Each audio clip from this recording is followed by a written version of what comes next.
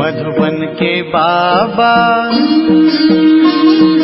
मधुबन के बाबा मुरली वाले, आपका क्या कहना, आपका क्या कहना। ओम शांति। आज 11 सितंबर 2021 के साकार मधुर महावाक्य हैं। आज मीठे मीठे बाप दादा बोले, मीठे बच्चे सत्य बाप सचखंड स्थापन करते हैं। तुम बाप के पास आए हो नर से नारायण बनने की सच्ची सच्ची नॉलेज सुनने। मीठे मीठे बाप दादा बोले, मीठे बच्चे सत्य बाप सचखंड स्थापन करते हैं। तुम बाप के पास आए हो नर से नारायण बनने की सच्ची सच्ची नॉलेज सुनने।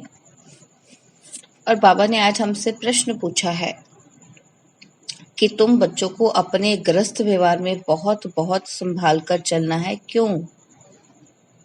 और उत्तर में बाबा हमें बता रहे हैं, बाबा कहते हैं क्योंकि तुम्हारी गत मत सबसे न्यारी है।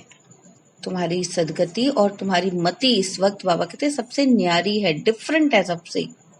तुम्हारा गुप्त ज्ञान है, इसलिए विशाल बुद्धि बन सबसे तोड़ निभाना है। अंदर में समझना है कि हम सब भाई भाई व भाई बहन है। बाकी ऐसे नहीं कि स्त्री अपने पति को कहे तुम मेरे भाई हो। इससे सुनने वाले कहेंगे, क्या कहेंगे कि इनको क्या हो गया है। बाबा कहते हैं युक्ति से चलना है। क्यों युक्ति से चलना है? क्योंकि हमारा ज्ञान गुप्त है ना। तो बाबा कहते हैं किसी और को समझने वाला नहीं है, इसलिए आपको अंदर से समझना है। बाहर से जो भी लौकिक संबंध है वो ऐसे निभाने हैं। ओम शांति। रूहानी बाप बैठ बच्चों को समझाते हैं। बाबा कहते हैं कि रूहानी अक्षर ना कहे, सिर्फ बाप कहे तो भी अंडरस्टूड है कि ये रूहानी बाप है, कि हम परमात्मा से बात कर रहे हैं, रूहों के बाप से बात कर रहे हैं।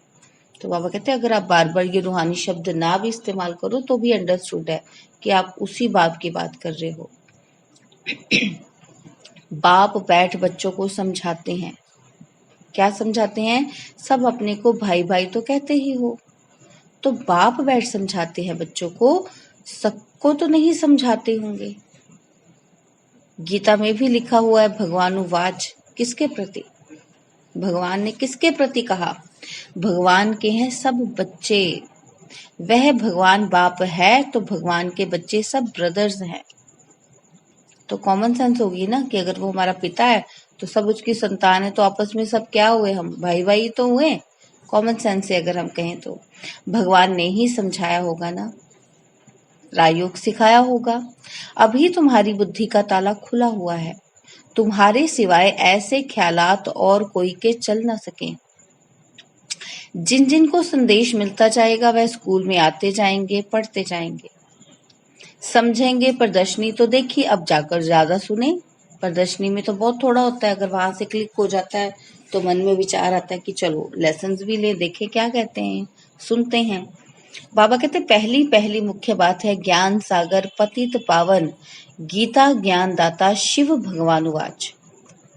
उनको यह पता पड़े कि इन्हों को सिखलाने वाला समझाने वाला कौन है। वह सुप्रीम सोल ज्ञान सागर निराकार है। वह है ही ट्रुथ, वह सत्य ही बताएगा। फिर उसमें कोई प्रश्न उठ ही नहीं सकता। तुमने सब छोड़ दिया, ट्रुथ के ऊपर, सत्य के ऊपर सबको छोड़ दिया। तो पहले पहले तो इस पर समझाना है कि हमको परम पिता परमात्मा ब्रह्मा द्वारा राजयोग सिखलाते हैं। कौन सिखाता है? शिव। किसके द्वारा? ब्रह्मा के द्वारा। यह राजाई पद है जिसको निश्चय हो जाएगा कि जो सभी का बाप है वह पारलौकिक बाप बैठ समझाते हैं, वही सबसे बड़ी अथॉरिटी है। तो दूसरा कोई प्रश्न उठ ही नहीं सकता। वह है पतित पावन। वह जब यहाँ आते हैं तो जरूर अपने टाइम पर आते होंगे। तुम देखते भी हो कि यह वही महाभारत की लड़ाई है। विनाश के बाद वॉइसलेस दुनिया होनी है। यह मनुष्य जानते नहीं कि भारत ही वॉइसलेस था। बुद्धि चलती नहीं, गॉडरेज का ताला लगा हुआ है। बाबा कहते हैं उसकी चाबी एक बाप के पास ही है। जो ताला लगा हुआ ना बुद्धि को, उसकी चाबी सिर्फ एक के पास है, परमपिता परमात्मा के पास। इसीलिए यह किसी को पता नहीं कि तुमको पढ़ाने वाला कौन है। दादा समझ लेते हैं, तब टीका करते हैं, कुछ बोलते हैं, इसलिए पहले पहले ये समझाओ। इसमें लिखा है शिव भगवानुवाच, वह तो है ही ट्रुथ, बाप है ही नॉलेजफुल। सृष्टि के आदि मध्य अंत का राज समझाते हैं। यह शिक्षा अभी तुमको उस बेहद के बाप से मिलती है। वही सृष्टि का रचयिता है, पतित सृष्टि को पावन बनाने वाला है। तो पहले पहले बाप का ही परिचय देना है। उस परमपिता परमात्मा से आपका क्या संबंध है? वह नर से नारायण बनने की सच्ची नॉलेज देते हैं। बच्चे जानते हैं कि बाप सत्य है, जो बाप ही सचखंड बनाते हैं। तुम यहाँ आए ही हो नर से नारायण बनने। बैरिस्टर पास कर जाएंगे तो समझेंगे कि हम बैरिस्टर बनने आए हैं। अभी तुमको निश्चय है क्या कि भगवान पढ़ाते हैं, हमको भगवान पढ़ाते हैं। कई निश्चय करते भी हैं, फिर संशय बुद्धि हो जाते हैं। तो उनको सब कहते हैं कि तुम तो कहते थे हमें भगवान पढ़ाते हैं, फिर भगवान को क्यों छोड़ दिया? क्योंकि जिनको पहले निश्चय हुआ उन्होंने बाकियों को भी बताना शुरू किया, फिर वो खुद ही संशय बुद्धि हो गए। तो फिर लोग उनसे ही पूछना शुरू हो गए, तुम तो ऐसे कहते थे पहले, अब क्या हुआ?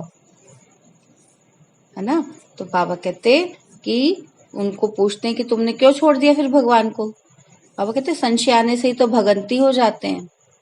जहां पर डाउट आया, शक आया, लौकिक में भी कहते हैं ना कि शक से रिश्ते खत्म हो जाते हैं। ऐसे बाबा कहते हैं संशय आने से, शक आने से भगंती हो जाते हैं, कोई ना कोई विकर्म करते हैं। भगवानुवाच है क्या कि काम महाशत्रु है, उन पर जीत पाने से ही जगत जीत बनेंगे। सबसे बड़ा शत्रु काम है। जो पावन बनेंगे वही पावन दुनिया में जाएंगे। यहाँ है ही राजयोग की बात। बाबा कहते तुम जाकर रजाई करेंगे, तुम बच्चे ही करोगे, बाकी जो आत्माएं हैं वे अपना हिसाब चुकतू कर वापिस चली जाएंगी। यह कयामत का समय है। अब यह बुद्धि कहती है कि सत्य की स्थापना जरूर होनी है। पावन दुनिया सत्य को कहा जाता है, बाकी सब मुक्ति धाम में चले जाएंगे। उनको फिर अपना पाठ रिपीट करना है। तुम भी अपना पुरुषार्थ करते रहते हो पावन बन और पावन दुनिया का मालिक बनने के लिए। मालिक तो अपने को समझेंगे ना, प्रजा भी मालिक है। अभी प्रजा भी कहती है ना कि हमारा भारत। तुम समझते हो कि अभी सब नरकवासी हैं, अभी हम स्वर्गवासी बनने के लिए राजयोग सीख रहे हैं। सब तो स्वर्गवासी नहीं बनेंगे। बाप कहते हैं जब भक्ति का मार्ग पूरा होगा तब ही मैं आऊंगा। मुझे ही आकर सब भक्तों को भक्ति का फल देना है। मेजॉरिटी तो भक्तों की है ना। सब पुकारते रहते हैं हे गॉड फादर। भक्तों के मुख से ओ गॉड फादर, हे भगवान, यह जरूर निकलेगा। अब भक्ति और ज्ञान में फर्क है। तुम्हारे मुख से कभी हे ईश्वर, हे भगवान नहीं निकलेगा। मनुष्य को तो ये आधा कल्प की प्रैक्टिस पड़ी हुई है, हे भगवान कहने की, हे प्रभु कहने की, है ना। बाबा कहते तुम जानते हो क्या कि वह हमारा पाप है। तुमको हे बाबा थोड़ी कहना है, बाप से तो तुमको वर्षा लेना है। पहले तो यह निश्चय हो कि हम बाप से वर्षा लेते हैं। बाप बच्चों को वर्षा लेने के अधिकारी बनाते हैं। यह तो सच्चा बाप है ना। बाप जानते हैं कि हमने जिन बच्चों को ज्ञान अमृत पिलाए, ज्ञान चिता पर बिठाए, विश्व का मालिक देवता बनाया था, वही काम चिता पर बैठ भस्मीभूत हो गए हैं। अब मैं फिर ज्ञान चिता पर बिठाए घोर नींद से जगाए स्वर्ग में ले जाता हूँ। बाप ने समझाया है क्या कि तुम आत्माएं वहां शांति धाम और सुख धाम में रहती हो। सुख धाम को कहा जाता है वॉइसलेस वर्ल्ड, संपूर्ण निर्विकारी। वहां देवताएं रहते हैं और वह है स्वीट होम, आत्माओं का घर। सभी एक्टर्स उस शांति धाम से आते हैं यहाँ पार्ट बजाने के लिए, क्योंकि आत्माएं तो शरीर से पार्ट बजाती है ना। तो बाबा कहते कि हम आत्माएं यहाँ की रहवासी नहीं हैं, वह एक्टर्स यहाँ के रहवासी होते हैं, सिर्फ घर से आकर ड्रेस बदली कर पार्ट बजाते हैं। तुम तो समझते हो कि हमारा घर शांति धाम है, जहाँ हम फिर वापस जाते हैं। जब सभी एक्टर्स स्टेज पर आ जाते हैं तब बाप आकर सबको ले जाएंगे, इसलिए उनको लिबरेटर गाइड भी कहा जाता है। दुख हरता सुख करता है तो इतने सारे मनुष्य कहाँ जाएंगे? बाबा कहते विचार तो करो, पतित पावन को बुलाते हैं किस लिए, क्यों कर बुलाते हैं? बाबा कहते विचार करो इसके ऊपर। अपनी मौत के लिए? मौत के लिए बुलाते हो? बाबा कहते सोचो, दुख की दुनिया में रहना नहीं चाहते हैं, इसलिए कहते हैं कि घर ले चलो। यह सब मुक्ति को ही मानने वाले हैं। भारत का प्राचीन योग भी कितना मशहूर है, विलायत में भी जाते हैं प्राचीन राजयोग सिखलाने। बाबा कहते हैं जो नहीं जानते बाप के कार्य को कि वो सुख हरता भी है, सुख करता और दुख हरता है, तो बाबा कहते हैं ये विचार करो। क्योंकि कहते क्या है कि हमें मुक्त कर दो, क्योंकि वो सिर्फ समझते हैं कि इस शरीर से ही बाप हमें मुक्त करते हैं, उसके बाद उनको कुछ नहीं पता कि नई दुनिया की स्थापना भी बाप करते हैं, हमको भेजते भी वहां पे है। बाबा कहते हैं इसलिए उनको पता नहीं है, वो सिर्फ यही बात करते हैं, मुक्ति को ही मानने वाले समझने वाले होते हैं, इसलिए वो कहते हैं हमें मुक्त कर दो। तो लेकिन बाप तो दुख भी हरेगा और सुख भी देगा हमें, तो सुख कैसे देगा? सुख की दुनिया क्रिएट करेगा ना हमारे लिए। भारत का प्राचीन योग भी कितना मशहूर है, विलायत में भी जाते हैं प्राचीन राजयोग सिखलाने। क्रिश्चियन में बहुत हैं जो सन्यासियों का मान रखते हैं। गेरू कफनी की जो पहरवाइश है, बाबा कहते वे है हठ योग की। तुमको तो घर बार छोड़ना नहीं है, ना कोई सफेद कपड़े पहनने का बंधन है। बाबा ने तो कभी नहीं कहा कि सफेद ही पहनो हर टाइम। बाबा कहते परंतु सफेद अच्छा है। तुम भट्टी में रहे हो तो ड्रेस भी ये हो गई है, इसलिए आजकल सफेद पसंद करते हैं। बाबा कहते मनुष्य मरते हैं तो सफेद चादर डालते हैं।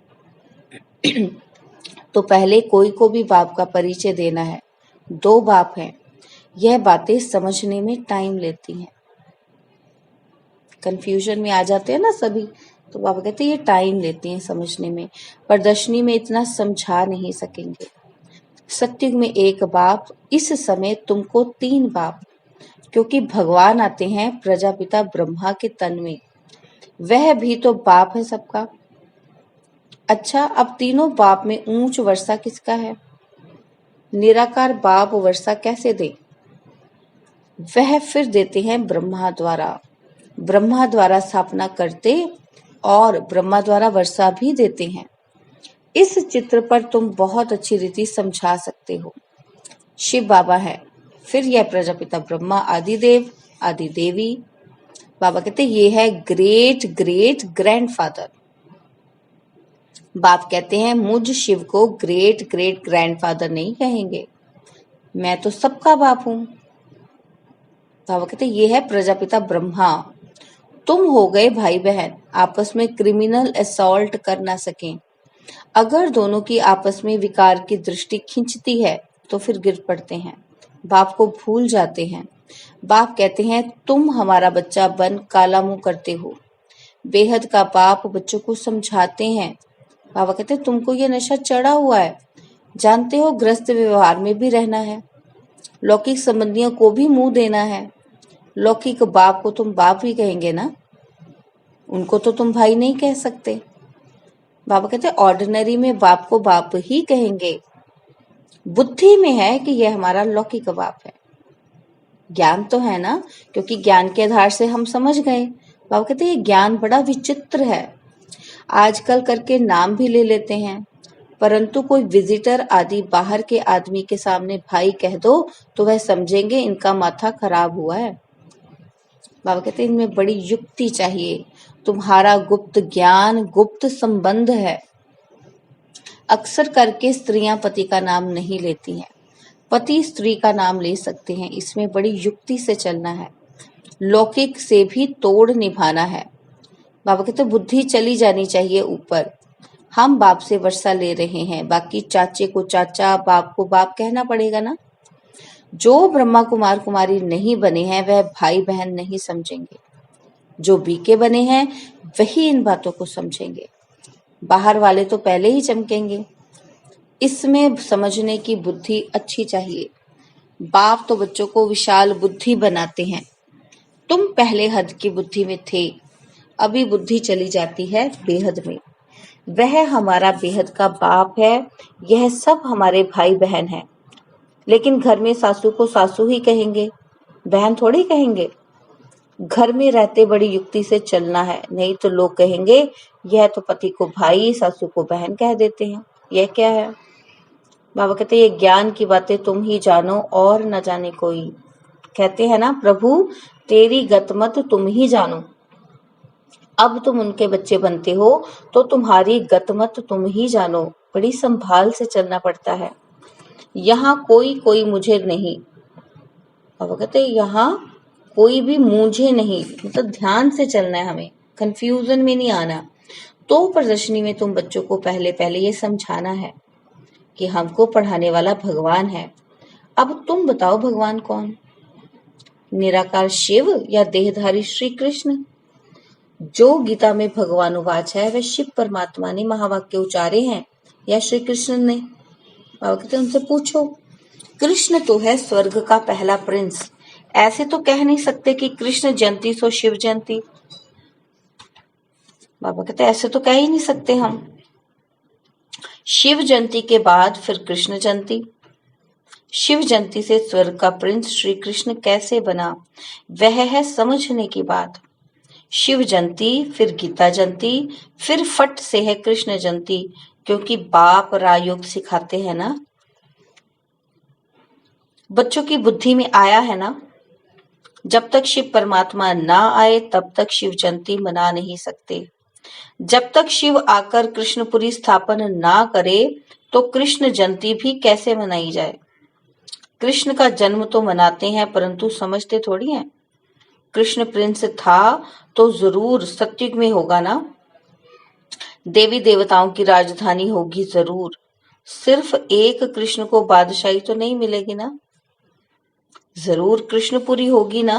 कृष्ण अकेले ही थोड़ी रहेंगे, उनकी पूरी पूरी होगी, उनकी पूरी प्रजा होगी। कहते भी है ना कृष्णपुरी, और फिर यह है कंसपुरी। कृष्णपुरी नई दुनिया, कंसपुरी है पुरानी दुनिया। कहते हैं देवताओं और असुरों की लड़ाई लड़ी, देवताओं ने जीता, परंतु ऐसे तो नहीं है कि कंसपुरी खत्म हुई फिर कृष्णपुरी स्थापन हुई ना। बाबा कहते क्या कहते हैं कि देवताओं असुरों की लड़ाई लड़ी और देवताओं ने जीता था।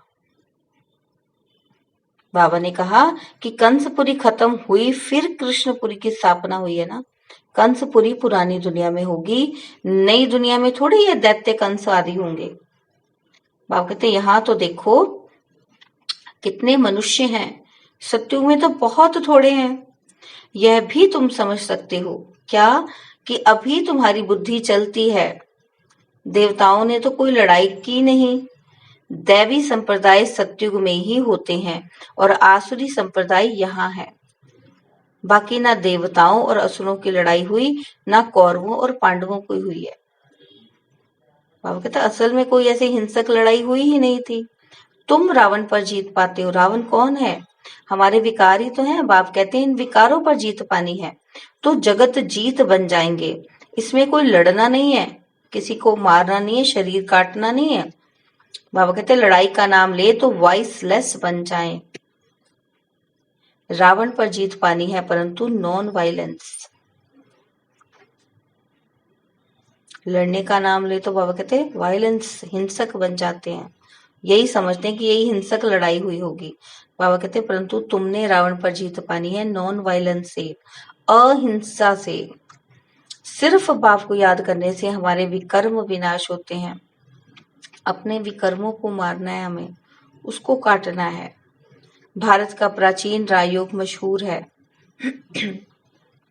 बाप कहते हैं क्या कि मेरे साथ बुद्धि का योग लगाओ तो तुम्हारे पाप भस्म होंगे। बाप पतित पावन है तो बुद्धि योग उस बाप से ही लगाना है। तो तुम पतित से पावन बन जाएंगे। अभी तुम प्रैक्टिकल में उनसे योग लगा रहे हो, इसमें लड़ाई की कोई बात ही नहीं। जो अच्छी रीति पढ़ेंगे, बाप के साथ योग लगाएंगे, वही बाप से वर्षा पाएंगे। कल्प पहले मुआफिक, इस पुरानी दुनिया का विनाश भी होगा। सब हिसाब किताब चुकतू कर जाएंगे, फिर क्लास ट्रांसफर हो, नंबरवार जाकर बैठते हैं ना। तुम भी नंबरवार जाकर यहाँ राज्य करेंगे। कितनी समझ की बातें हैं। अच्छा, मीठे मीठे सिकिलदे बच्चों प्रति माता पिता बाप दादा का याद प्यार और गुड मॉर्निंग। रूहानी बाप की रूहानी बच्चों को नमस्ते। हम रूहानी बच्चों की रूहानी बाप दादाजी को दिलवा जान सिखवा प्रेम से नमस्ते। ओम शांति। प्यारे बाबा, मीठे बाबा, मेरे बाबा, शुक्रिया बाबा, शुक्रिया बाबा, शुक्रिया बाबा। धारणा के लिए मुख्य सार है। पहला पॉइंट है, इस क़यामत के समय जबकि सत्युग की स्थापना हो रही है, तो पावन जरूर बनना है। बाप और बाप के कार्य में कभी संशय नहीं उठाना है। और दूसरा पॉइंट है, ज्ञान और संबंध गुप्त है, इसलिए लौकिक में बहुत युक्ति से विशाल बुद्धि बनकर चलना है। कोई ऐसे शब्द नहीं बोलने हैं जो सुनने वाले मूंछ जाएं। और बाबा ने हमें वरदान दिया है। बाबा कहते कि मनमत परमत को समाप्त कर श्रीमत पर पद्मों की कमाई जमा करने वाले पद्मा पदम भाग्यशाली भव। मनमत परमत को समाप्त कर श्रीमत पर पद्मों की कमाई जमा करने वाले पद्मा पदम भाग्यशाली भव। श्रीमत पर चलने वाले एक संकल्प भी मनमत व परमत पर नहीं कर सकते। स्थिति की स्पीड यदि तेज नहीं होती है तो जरूर कुछ ना कुछ श्रीमत में मनमत व परमत मिक्स है। बाबा कहते हैं अगर पुरुषार्थ तेज नहीं होता तो जरूर कुछ गड़बड़ है। या मन की मानते हो या लोगों की मानते हो, परमात्मा की नहीं मानते हो। मनमत अर्थात अल्पज्ञ आत्मा के संस्कार अनुसार जो संकल्प उत्पन्न होता है वह स्थिति को डगमग करता है। इसलिए चेक करो और कराओ। एक कदम भी श्रीमत के बिना ना हो, तब पद्मों की कमाई जमा कर पद्मा पदम भाग्यशाली बन सकेंगे।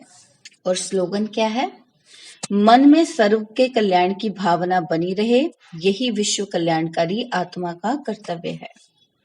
मन में सर्व के कल्याण की यही विश्व कल्याणकारी आत्मा का कर्तव्य है। ओम शांति।